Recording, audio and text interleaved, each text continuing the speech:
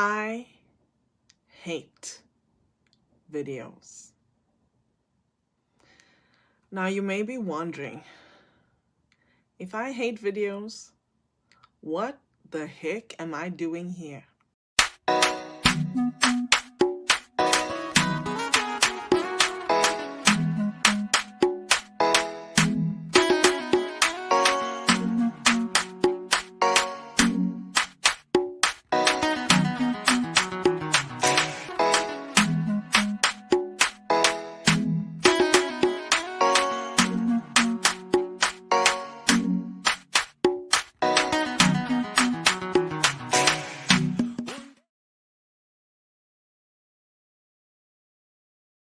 Woohoo! And happy Wednesday, everyone.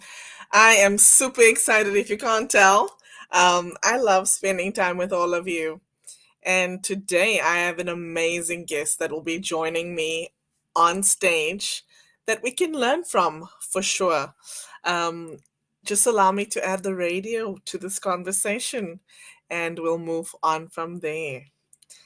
Awesome. I hope on radio you enjoyed the song which is entitled Still I Rise by sung by Elvira Standili, but originally written and performed by Yolanda Adams. Um, Welcome to those that are watching live on LinkedIn, YouTube, and Twitter. If we haven't met yet, my name is Inge van Roy, and I am recognized as a community connection catalyst. I'm a strategic business consultant and coach, and I help businesses and corporations really focus on community. So if you need help with that, please reach out to me and let's see how I can help you. I'm excited because today I get to speak with someone I've been connected to for quite some time, somebody that I've seen in very inspiring circles, and someone who I know will inspire you. Her name is Leslie Flowers, and she and I are going to be talking about persistence and how her dogged persistence has helped her overcome adversity and faced many difficult times, but really overcome that adversity to become the very best version of herself today. So if you are watching live, I want to say welcome to you. And if you're listening on radio, thank you for being here and spending time with us. Also, if you'd like to send me a message to our WhatsApp line on radio, you can do so by sending a WhatsApp message to +277 6971445 204. And if you're watching and would like to actually listen instead, here is the website where you can do so. So just go to africup.co.za and click listen live. You'll be able to listen instead of watching. Maybe you have something that you need to do. Maybe you need to cook or do some laundry or even some work. Trust me, you will enjoy the conversation even if you're listening. So come on over to africa.co.za and listen to our conversation as Leslie and I discuss persistence. So, without further ado, let me welcome Leslie and allow her to introduce herself to all of you. Hello and welcome, Leslie. Well, thank you so much, Ingor. I'm so happy to be here. Thank you for inviting me, and I'm honored and looking forward to our conversation long overdue. Yes, it is long overdue. Honestly, the honor is mine, and I thank you for coming and availing yourself to spend this time with all of us. I'm excited. Yes. Me too. Leslie, please introduce yourself. Let everyone Okay. know who you are and what you're all about. Well, thank you again, Ingor, and thank you everybody for being here. Who am I? That's a great question. And what am I all about? I've lived a long life and it's been blessed. And it seems that for every negative thing that happened for me, somehow I was blessed and something positive always happened. But I didn't understand it back then. So I have raised a family with children and grandchildren. And over the last 25 years, I've been hungry for personal development, professional development, learning how the mind works. How do we get our beliefs? Can we create new beliefs? And over the last 16 years, I've been focused specifically on consistent goal achievement. And the program that I created comes out of 16 years of deep study and application of the principles of success, also known as Carnegie's Principles of Success. Mm, You will find in the number two bestseller of all time in personal development, Think and Grow Rich. yeah. Are you familiar with that book? Yes, I am. And I'm sure many of our listeners are as well. Excellent, excellent. So when I got really curious about it and started bringing it to women and men also, was during the conversation about the wage gap in 2013. I had already been teaching this material and studying it along with universal laws and transformation and the secret for quite a long time. And then I found out about the wage gap, and Mm, that became top of mind about in 2013 when I read a report by the IWPR, which is in the United States, the Institute for Women's Policy Research, who mm, had done a 10-year study in our state, North Carolina, in the United States, on the economic status of women in mm, our state. mm, And I got some shocking news, right? Sometimes you hear things that you just were unaware of.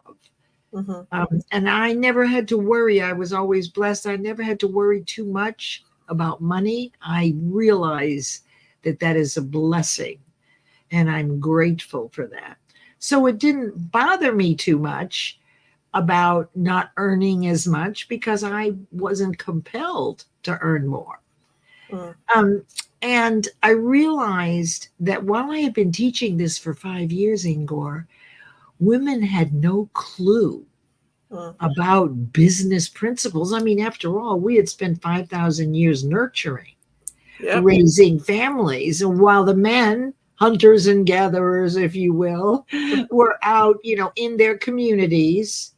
And Mm, really, through collective consciousness, right up until today, men uh, and probably 40 years ago when women came on the scene full time, right, mm, really running businesses, I realized that men had this inherently, that the context for successful business in the 21st century was developed through business principles of which women didn't know. So in mm, 2013, I began to infuse and teach women what it is that they needed to know, the skills they never learned in order to go toe to toe with men, in order to have a seat at the table, to actually be listened to.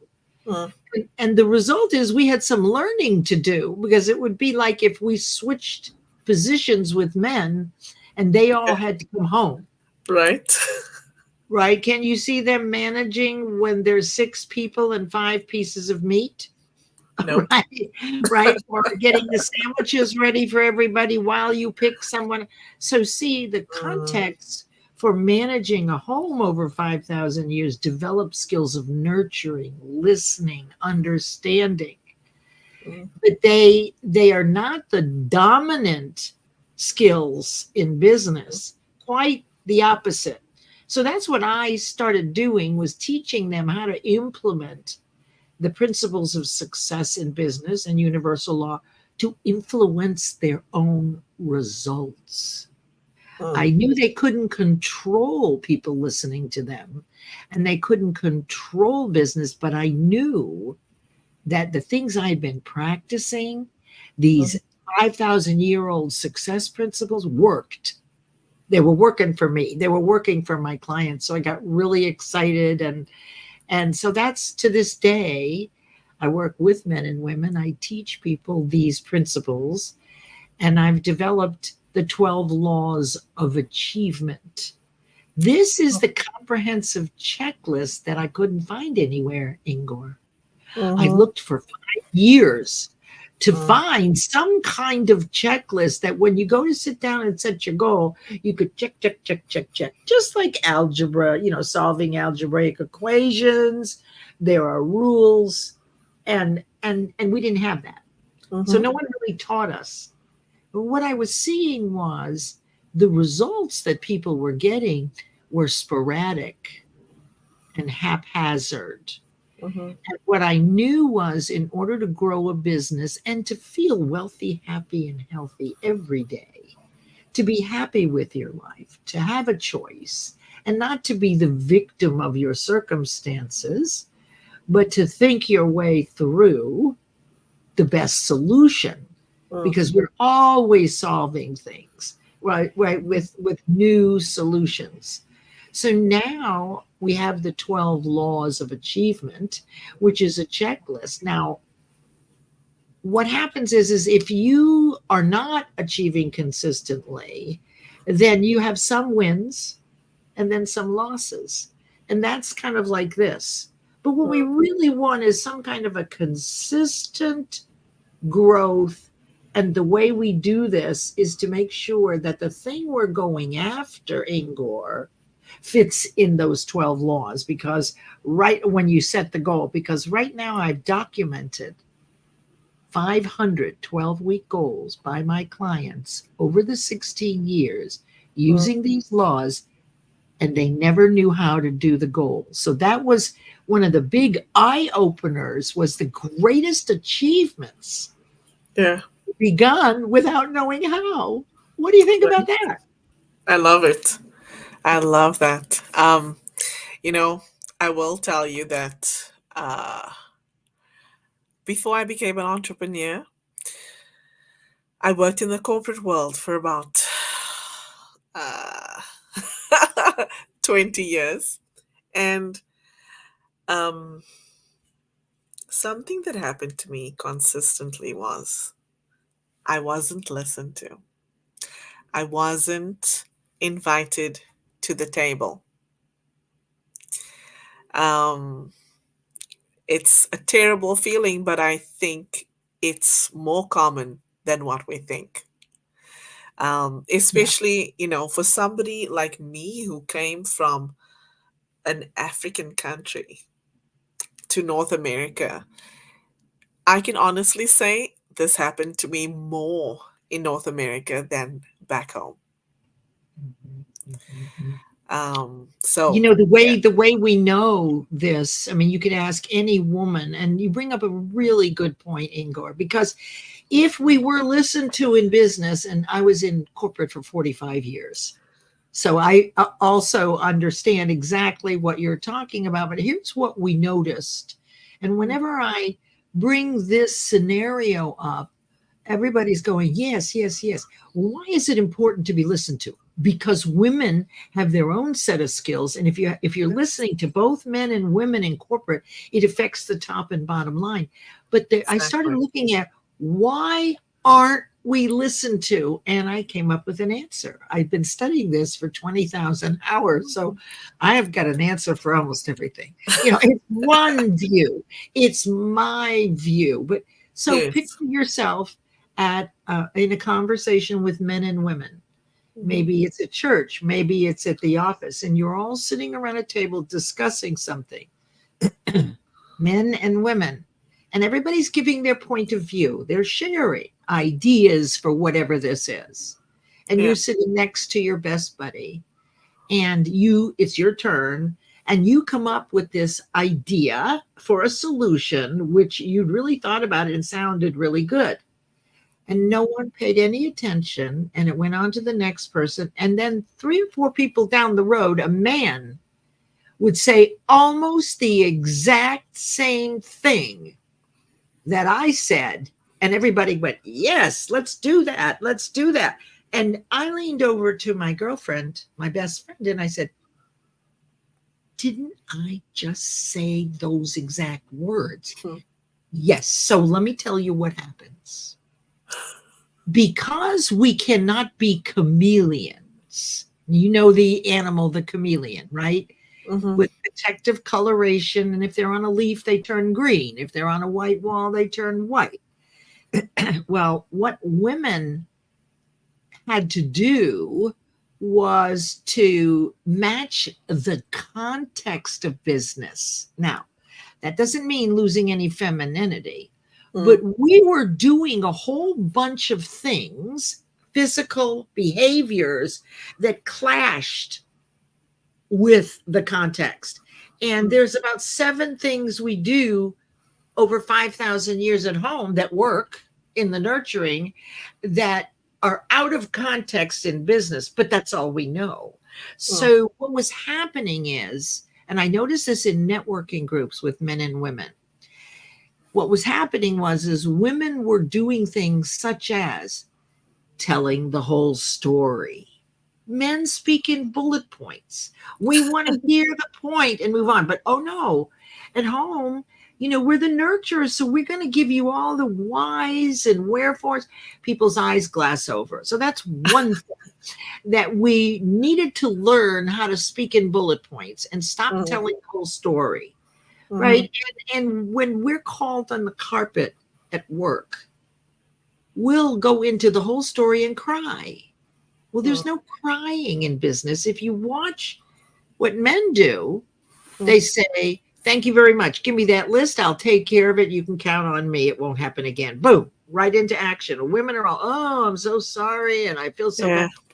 So the more of these characteristics, hugging, wearing flamboyant clothes, wearing a lot of jewelry, so all of these things Mhm. really are out of the context of business. And the more of these, which are pretty easy to change, actually, right? You can learn these, it's not that hard. You just didn't know. Therefore, the listening turns off, but it's Mhm. not on purpose. And Mhm. it's They're women, just whine. right? It's not intentional. Yeah. They don't even know they're not listening. It's not like, well, Angor, I'm not going to listen to you because you're a woman. No, Mhm. it's because there are these distractions that take away from the natural context. So what we can do as women is be a chameleon in the room and observe what Yeah. happens. If you don't believe this is true, then watch a group of men and women when a woman happens to go on and on and on. Or, men stand a certain way, they dress a certain way, but Yeah. we can be really outrageous. So all of those little things, we don't need to give up who we are, but it's very easy to wear Mhm. Sunday best clothes to church when everybody is wearing Sunday best. And that's why people aren't listening. And the way that you can actually get them to listen again, this is what I've been doing all these years, right? Is to knock them out one at a time, right? So if you tell the whole story before you go into a meeting, you have a 3x5 card with the few points you want to make, and you keep it to that. You don't tell the story. Or if you dress flamboyantly, you would try simply dressing in Sunday best or Mhm. business casual. Then what happens is people start listening again, and all of a sudden they're hearing you. So people don't Mhm. realize they're ignoring you, but can you Yeah. relate to this kind of experience that I described? Yes.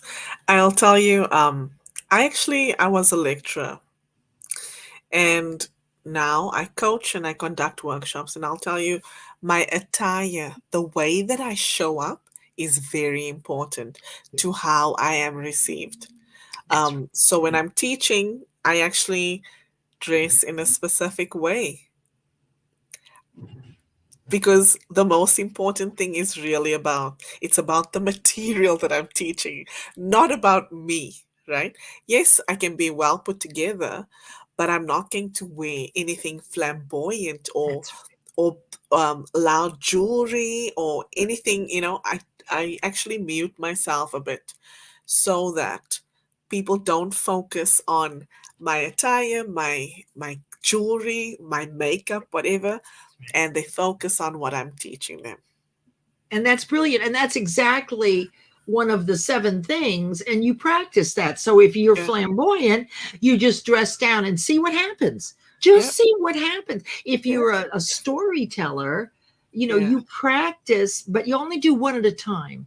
So the problem is people take on a lot of things. Like you'll hear all these ideas today, but my yeah, recommendation always is pick one thing that inspires you and mm, motivates you to give it a whirl, and yeah, then do it consistently over time until you no longer you have a new habit.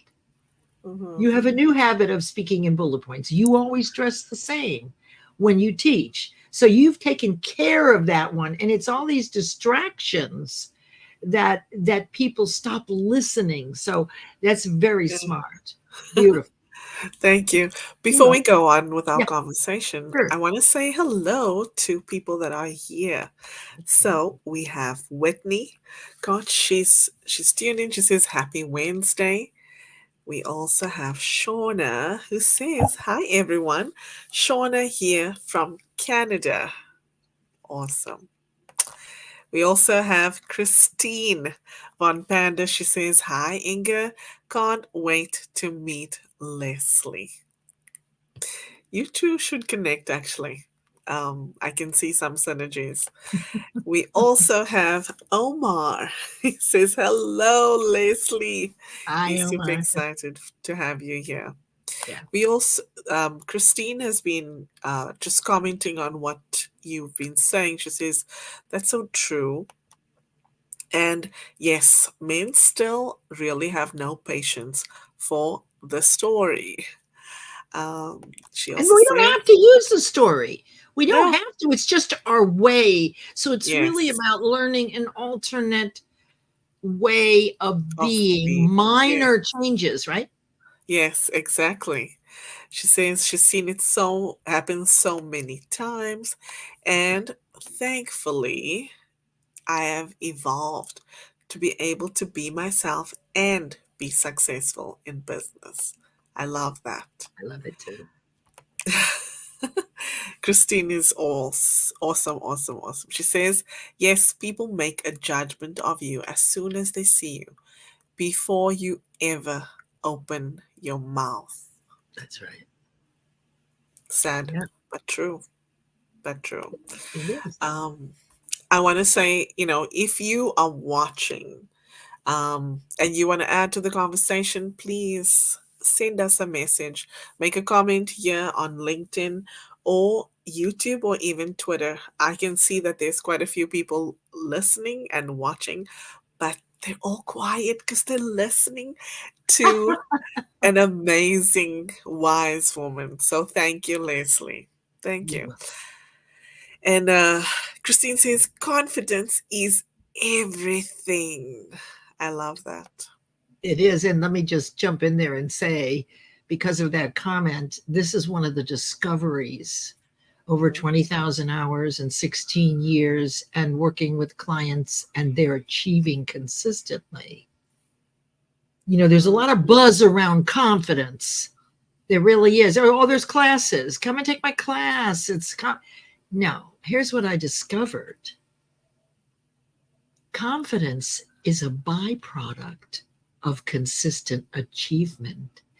When you do something you've never done before, mhm. you've overcome a certain fear, right? Because you've never done it before, and that is natural. And then when you actually do it and complete it, first of all, you've disproven the old fear that you couldn't. Okay, that's the Yeah. first thing.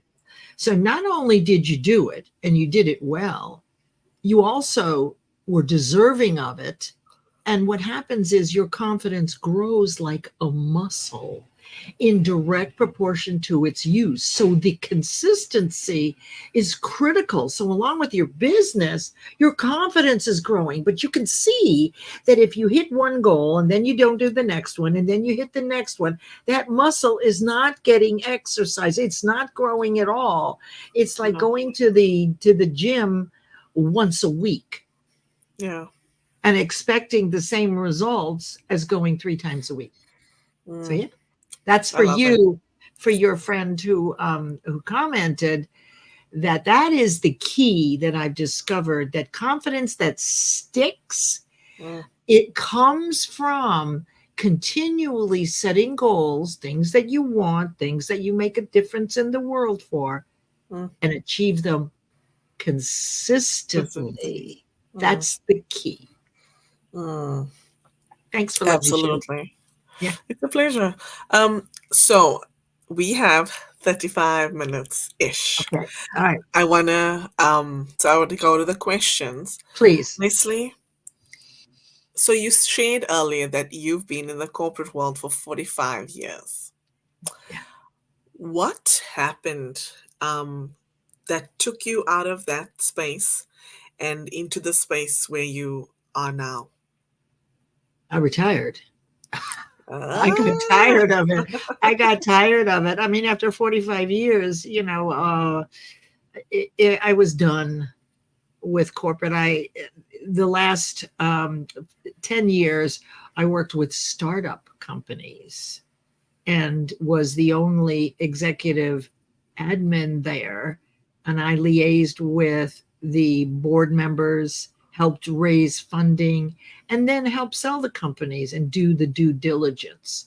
So I had it. I mean, I started at about 17 in San Francisco working as an assistant. And over the years, I always had work. Way back then, one of my exciting jobs before I got into corporate was I was a flight attendant taking US troops into Vietnam in the wow, 60s. My dream was to live in San Francisco, drive a sports car, and fly to Southeast Asia. This was wow, very expensive, and that's exactly what I did. So I lived down the street from Janis Joplin, drove a 1960 TR3, and spent 10 days on the road every month, 2 days in Hawaii, 2 days in the Philippines, drop off the troops, pick up the ones coming home, 2 days in Japan, and then home again. mm, So before I got into corporate, that's what I was doing, was flying around the world. And I will tell you, I mentioned in the beginning, Ingor, that I really always felt blessed. Like no matter what happened, somehow the universe bailed me out, or my dad. And I remember when I was getting ready to go on one of my trips. And when you're gone for 10 days, you got to have money, your passport, your shot record. You got to have your act together when you leave the country, right? mhm, So, and I'm sure your listeners know this. So I can tell you a couple of good stories. One time I went to the bank to get the cash and I had miscalculated in my bank statement. And this is back when you wrote the amounts in a book, a passbook, mm. and I didn't have any money. Oh, And I was getting ready to leave, and my dad bailed me out. He said, I'll put a couple $100 in your bank account. But what's even more telling is when I got to Hawaii, one of the first times, I had 2 days in Hawaii, right? Glorious, right? That was our mhm, rest. And so I put my passport and shot record in the drawer in my hotel room and went out to play on the beach. I was oh, about 125 pounds. Next day, everybody's getting ready. We get ready. We're meeting the plane. That crew is getting off to stay for a couple of days. We're getting on to take this group of men, 250 men, to the next stop, which is the Philippines. We're halfway there, and I don't have my passport or shot record. I left it Mm. in the drawer in Hawaii, and I was halfway to the Philippines. This is the worst thing that could almost. I mean, can you imagine? Because I couldn't go into these countries. I didn't have, right. So the universe provides. So Wait, wait. my pilot Yeah. got in touch with the pilot who was in Hawaii. They found my passport and shot record. And the next day, when they came to have their days, a couple of days in the Philippines, he handed them to my pilot. My pilot handed it to me. Okay, you knew I was going to ask you what happened. Well, that's what happened. See, this is how the universe really.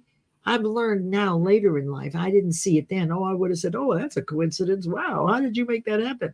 The No. reality is that the universe, God, Buddha, Krishna, Jesus, Muhammad, it doesn't matter, Allah, it's one universal source of love and energy that's omnipresent and never runs out. You can give it whatever name, but you got to know that there's one force that wants us to succeed. And so, really, what happened was the universe teed that up. I Mm-hmm. didn't do it. And the phone call between the pilots didn't do it. The universe was watching out for me. I just didn't know it then. So Mm. that was horrific. It could have, just been a disaster. But instead, the solution showed up. So I Mm. guess the lesson there is, as co creators, really believe that we're supposed to live a life of success. And that's how the universe or God wants us to be. And that I give deep gratitude for that time as I'm shaking in my boots on the way to the Philippines with no identification. So Oh my gosh. Crazy. Crazy story. thank Thank you. you. Um, hmm. We were on corporate, right? And Yes. so then I got into corporate, and I Mm-hmm. was always an executive assistant. I'm a writer. My 10th book comes out this year. I always managed the documentation for the startup businesses. I worked in pharmaceuticals for many years and did INDs, investigational new drug applications for the United States, and new drug NDAs, new drug applications, and investigational new drugs. So I had to become an expert in the English language. I had to, because those things have to be perfect. Yeah. So as these years went on, I got better and better and better. So ended up being a master executive assistant and a writer, and I'm also a gold standard line editor. I've brought many books for people to bestseller status, doing the line editing, formatting, and fulfillment. I don't do that anymore because the landscape changes all the time in Yeah. publishing, and I don't want to keep up with it. So, Yeah. so, Wow. so, so most of my 45 years was around the written word. I love it. So, speaking of words, Yeah. one of my favorites is Ubuntu, which is an ancient African word with its roots in South Africa, like me, and it means humanity to others. It's often described as reminding us that I am because we are. Mm, Um, I love that. Thank you. Thank you. And so I can honestly say the reason why I believe in this word is really truly because I would not be the me that I am today without my people, my community, my friends and family. Um, and those are people that, you know, I've sat in a room with and broken bread with them or not. I've gotten to hug them or not, right? Because this is a very different world that we live in, especially post 2020. So I have many friends that I've connected with, built with, learned from that I've never met in person. And I may never meet them in person, but they have definitely impacted my life. These people are my community, and you're part of it. Thank you. You're welcome. So tell me, what does community mean to you, Leslie? Community is a family. It's a family like your personal, private Yeah. family. And I built a just on that point. I was on Facebook up until right after COVID, and my laptop was hacked, and I got cut. Tried for a year. Everybody who thought that they knew how to get me back onto Facebook, nobody knew. I was banned.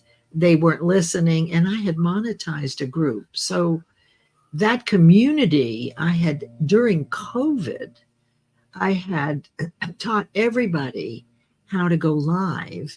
And while everybody was at home twiddling their thumbs, we created weekly live sessions. And if it was content, it went up on YouTube. And if it was small business, then we showed up for 20 minutes live each week to 5,000 people in a local community because we weren't meeting, face to face.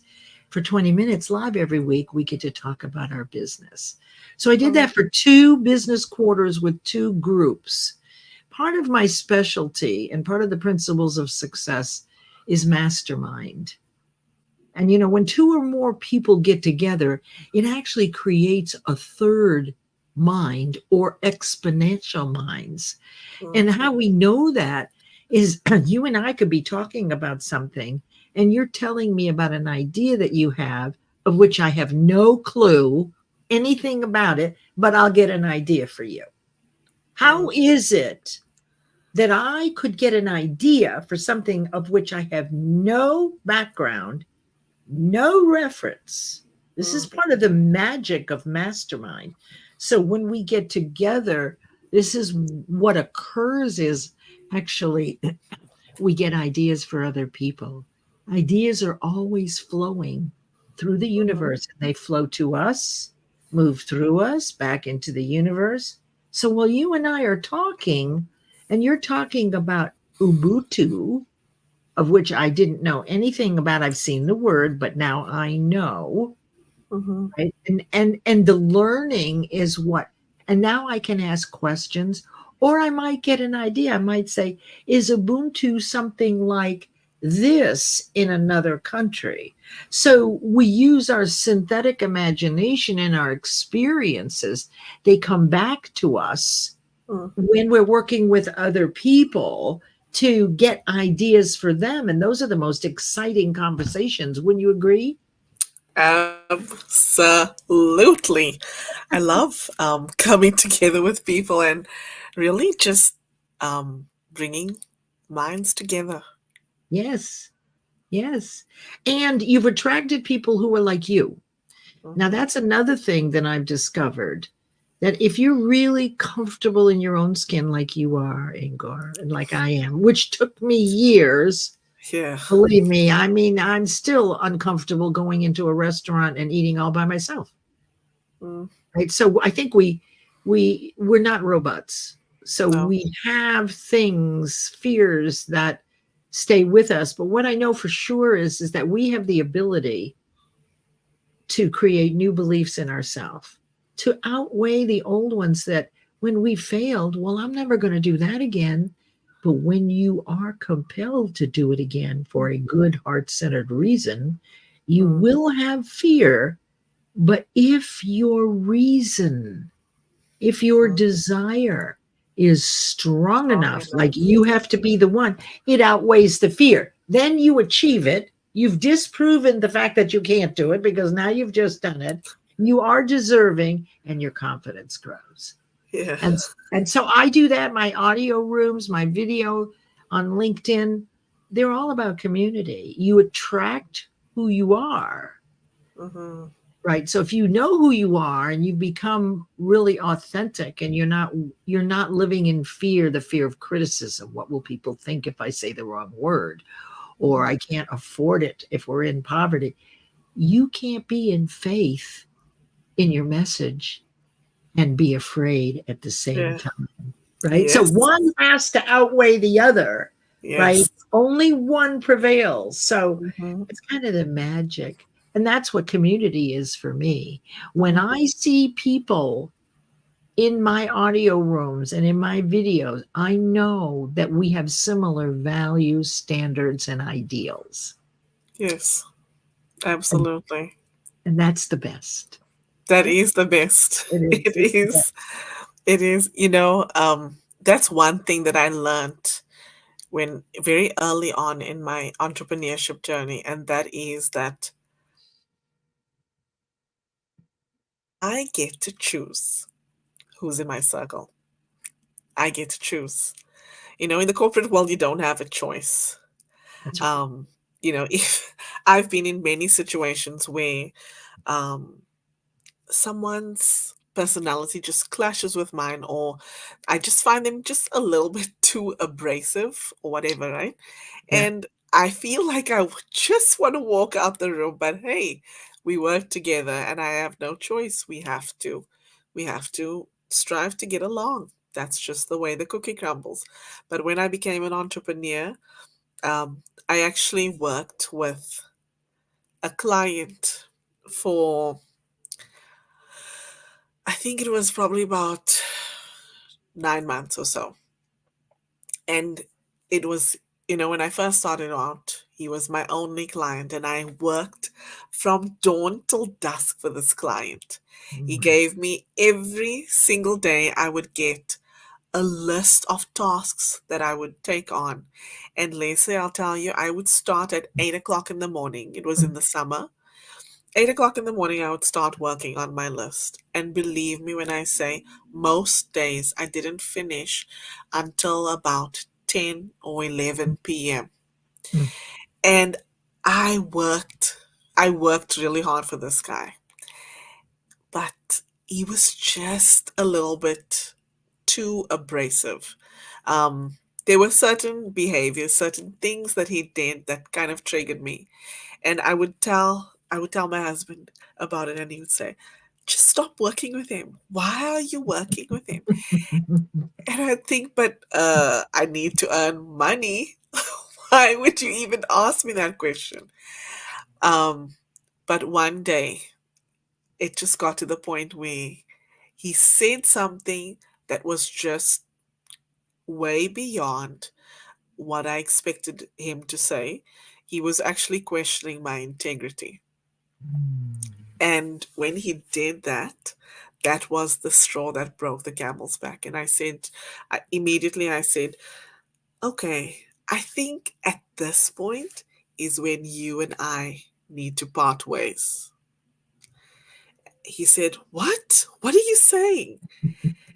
And I said, I feel that you and I are done working together. I said, consider this my 2 weeks' notice. I said, I'll give it to you in writing as well because we were talking on the phone. I said, just consider this my 2 weeks' notice. I'll work to wrap everything up and, we'll go from there. And he tried to convince me. And I said, no. I said, there's been different things that have offended me that you've been saying and you've been doing. But today was the last straw because you are questioning my integrity. And that, if you strip everything away, I believe that I still will have integrity. That's part Real. of who I am. So, how do you question my integrity when I've been working like a dog for you and without question, and you're doing this? So, yeah, that day I learned that, you know what? Yes, so what if I don't have another client? But I stood up for myself. Mhm. And like you say, the universe, or in my belief, I believe God provided and gave me another client, and I was fine. I survived.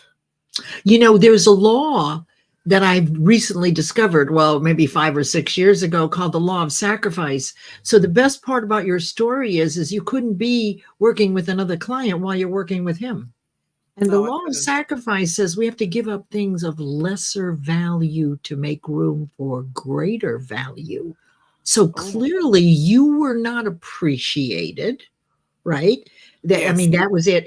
And I think that the Yes. straw that broke the camel's back was your higher side, your intuition. That was it for you. All the Yeah. other stuff you could look, okay, that was it. But here's the thing. Somebody was already looking for you. But if you Mm, stayed anymore in that situation, then you're actually not allowing something of higher value. right. This is now low value.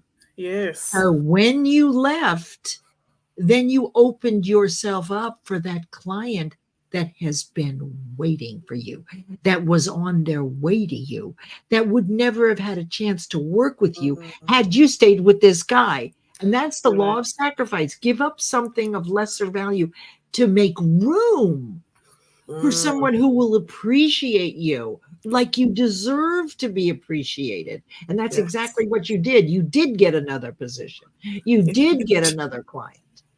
I did. I did. And you're right. I never would have been able to Right. have the capacity to work with this other client had I stayed with him. Ah, interesting, interesting. So see, see, Mm-hmm. God does, and I can interchange. I some, I believe in God, but I also respect, Mm-hmm. right, people that see this beautiful omnipresence of love in a different way, but it's still the Mm-hmm. same components. It's still the same energy. It never runs out, Yeah. right? When something good happens to you, that isn't like there isn't a checklist and now you don't get any more good. Yeah. Basically, you're getting back who you are. Yeah. Hmm. Right. I mean, if you take a Mm, person, I can remember speaking with clients and why, Leslie, why can't I get people to pay me on time? Well, this was back when they weren't paying me on time and I didn't know how to handle it. So once I realized, well, who you're being is someone who doesn't pay on time. So you're attracting people who don't pay on time. So then I started paying everything on time. Now I was pretty good at it, but I saw the connection with, well, how can I expect hmm. someone to follow my boundaries and standards and ideals if I'm not following myself? And that's like the antithesis of integrity. So right away, right, your word, I started cleaning up in the places where I was dragging my feet, paying because I could. I stopped that. And Hmm. then it's interesting. Then I began to attract people who paid on time. So, you may not understand yet exactly why and how that works, but I can tell you it does. So give it a whirl. If you're Hmm. not getting what you want, are you being the person that you want? Are you asking for, are you having expectations for Hmm. potential clients that have qualities that you don't have? Hmm. Right. So Hmm. just a thought. And I think this can be applied in different areas of our life too. Yes, yes, yes. We're cause in the matter. Mm, We're co-creators with God, but we get who we are. And mm, who we are is what we believe. And how we believe and have faith in certain things mm, is through repetition of thought. That's how mhm, you learned your multiplication tables. How did you learn, your practice to dress a certain way when you're teaching? It wasn't always that way, but it mm. occurred to you that you didn't Yep. want the distraction, so you gave it a whirl and oh, it worked. Now that's your new habit. So Yeah. you actually have faith in it, it works, you have a new belief. So if Yeah. I come to you, Ingor, and I say, listen, you really should dress sexy with a big cleavage and a lot of jewelry and big earrings and you're here, I couldn't convince Nope. you because you have perfect faith Mm, in what you're doing because you've proven it. mhm. I have. I Yeah, have. I love it. Leslie, we only have about 10 minutes and I want to Okay. get onto the topic of persistence. Oh, yes. Okay. Good. Good. So, how did persistence become the thing or your thing that helped you overcome adversity? I at first I thought when you asked me this question that it was faith, but I didn't understand faith until over the last 10 years. I didn't understand how we got faith and how to replicate it. So I think that once I got a clear idea of what I wanted, and I began to fall in love with it and start to visualize or imagine what it would be like if this thing happened. I got this role in drama, I got the job. Then, once that kernel, that seed, if you will, that spiritual seed, that thing that really excited me, made me curious. I mean, I was really, really excited about it. Nothing would stop me. I was persistent and outweighed the fear of not having done it before. So when I'm very clear, I mean, I've been persistent. We all are. It's the eighth principle of success. And we can really be persistent and consistent if and when you have an idea that really excites you. You're really the one, like with you, Ingor, with your communities. It's very clear to me when you open this show how much you love, admire, and appreciate and are grateful for your communities. I Yes. could tell. And so your community members resonate with you. So Mm, the persistence is built on top of a very clear thing you want and why you want it and mm, why it floats your boat. And then when obstacles come up, they don't matter. They mm, won't stop you because your drive to get that thing, to do that thing, to teach that thing actually has more weight. Only one, faith and fear, only one will prevail. mm. Usually it's fear. Yep. But what I learned was is if I got really clear about why I wanted this thing, and it may have been selfish too, like I wanted a new car. It's okay. You can be abundant. You can have things for yourself.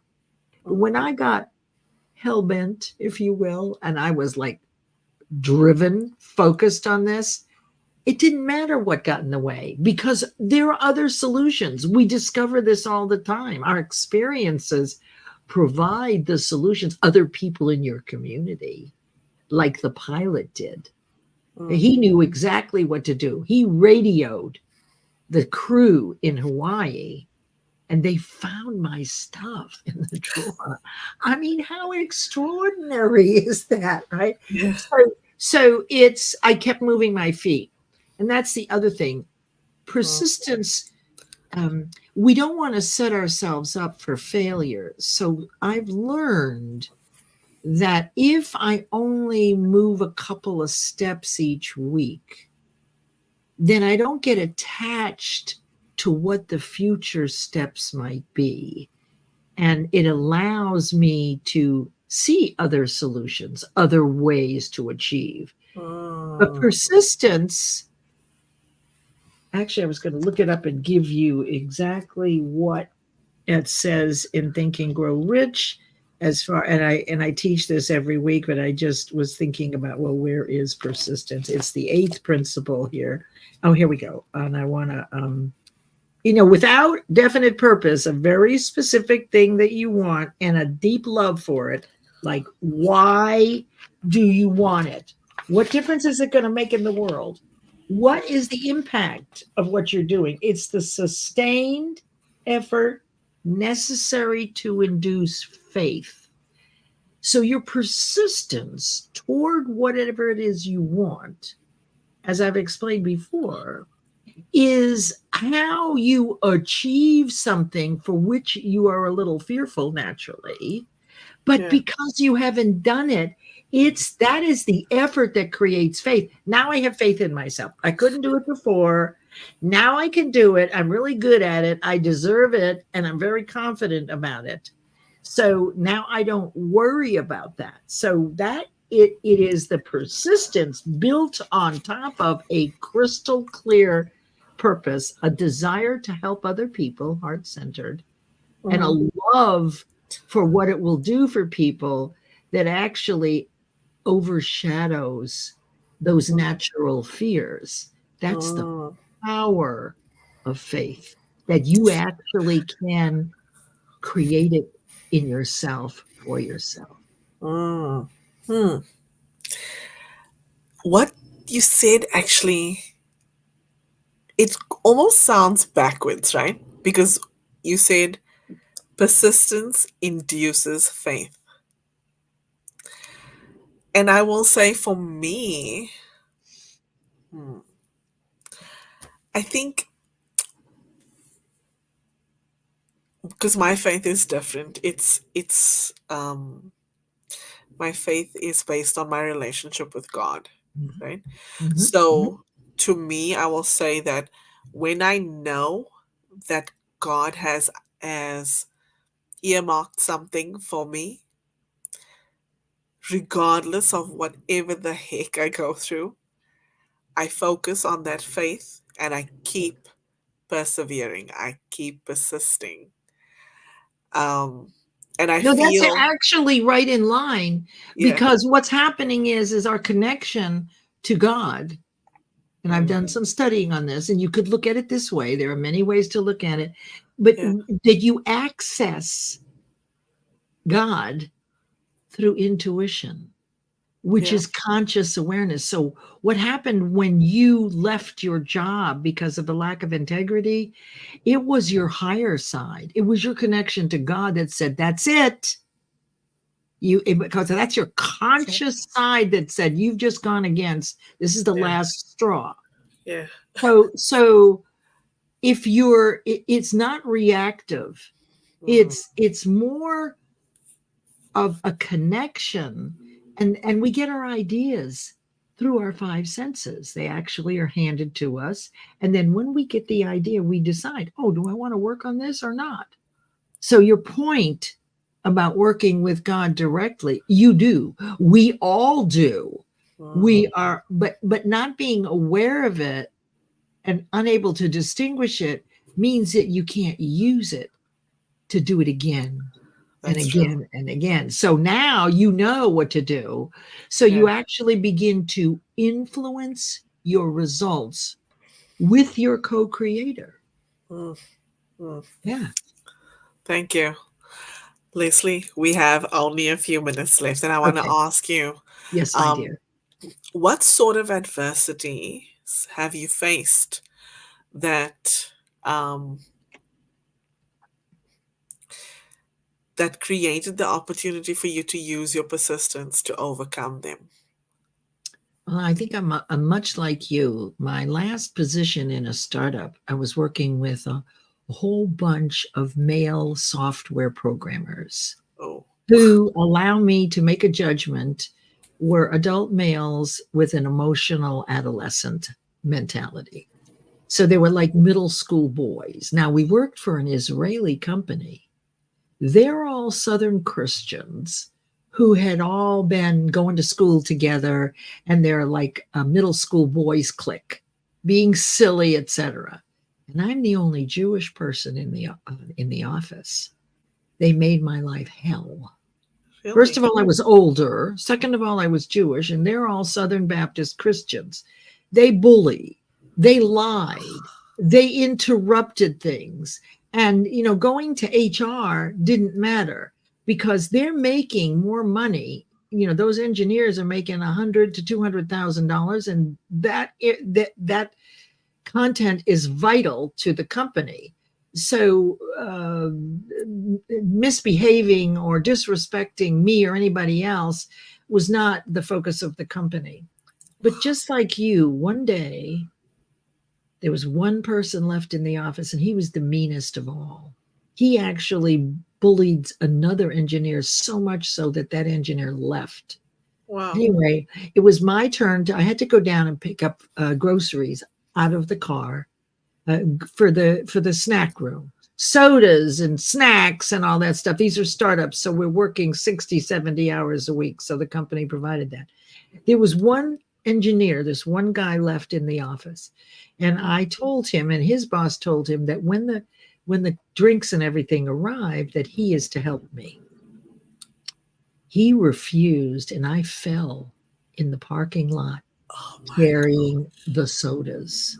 And no. so this is the kind of nasty, emotionally immature. And so finally, that's when I finally got ready to retire. I said, you know what? Just like you, that he would intentionally do this and the company did nothing again, because I did understand money first, people second when it comes to business. We often say that we're people first and money second, but when push comes to shove, I've discovered that that may not be true. That when it gets down to the end, they want money first. So that was when I realized, okay, it's time to retire, because there was no recourse. I'd stayed through it like you and persisted. But finally, I realized there was something better for me. And that's when I went on my entrepreneurial journey. So, yes, I've faced adversity. And I'll tell you right now, you know, in the 50s and 60s, it was our rabbi who went to do the marches in Selma with Martin Luther King. Never in my life did I ever think that we would be faced with anti Semitism. I felt safe here. Nobody locked their doors. Everybody took care of everybody else when I was a little girl. And now this horror is now showing up here. And I'm no victim, but I will tell you that it is a concern. And that is an adversity. I used to hide it, right? But I don't hide it so much anymore, um, because it's just phenomenal that we're experiencing this. Um, I just, Inger, that's the adversity that I face every day. But Mm, I just continue taking two steps, teaching my stuff, I mean, I can't look, the only thing I can control is what I think and how often I think it and how I feel about when I'm thinking it. So, because I can't really do anything about that, yeah. then I must stay focused on the work that I'm doing to help others. And that softens the Mm, adversity that I face. love it. Thank you. Thank you. Thank you. And I'm so sorry that you had to go through that. Thank That's you. terrible. It is. Thank you. Diane is here with us and she says, so sorry for your experience. No one should go through that ever. I And agree, it's Diane. happening everywhere. It's Yeah. not just here, but it's what it is. It's the emotional adolescence. It's people being unaware. They Yeah. haven't yet learned to get curious about their mind, and that we are not victims, that we Yes. actually have choices, but they have to be ready and willing. And not everybody is. And so we hold the space that one day they will be. Yeah.